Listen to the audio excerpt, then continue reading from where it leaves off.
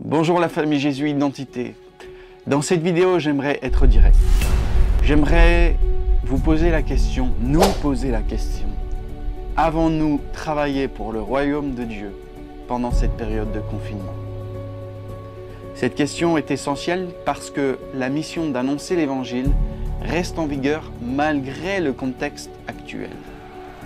Lorsque l'Église primitive était persécutée par les Romains, elle a maintenu son cadre, elle a maintenu sa dynamique, annoncer l'Évangile.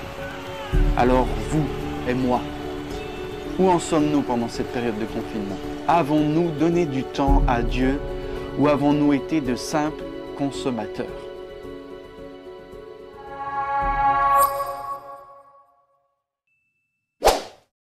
Je commencerai cette vidéo par un passage qu'on n'aime pas trop chez les chrétiens. Il se situe dans Daniel 5, versets 26 et 27, et Dieu dit « Dieu a compté ton règne et y a mis fin.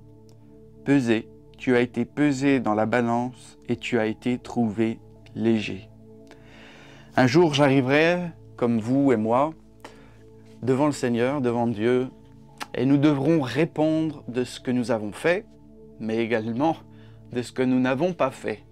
Et oui, la grâce est une chose, Dieu nous sauvera si on l'a accepté, ça il n'y a aucun doute, mais nous devrons malgré tout être jugés, la Bible en parle, et rémunérés à la hauteur de ce que nous avons fait ou pas.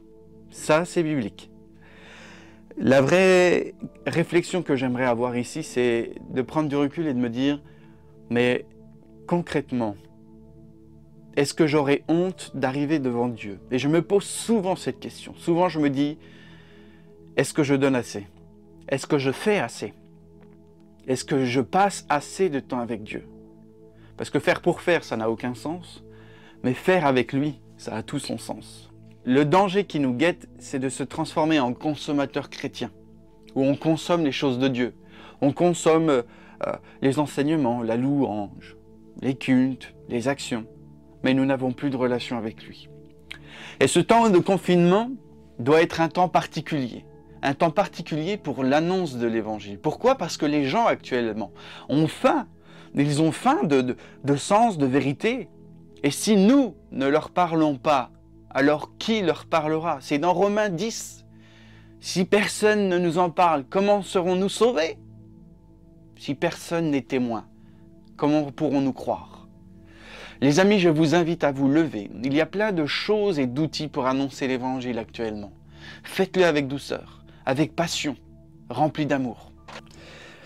Les amis, j'aimerais vous lancer un message comme quelque chose qui vous réveille.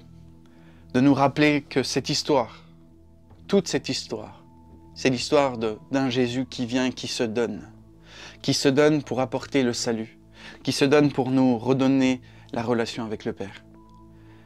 Et que nous aussi, nous devons nous inspirer de ce modèle pour nous donner pour les autres.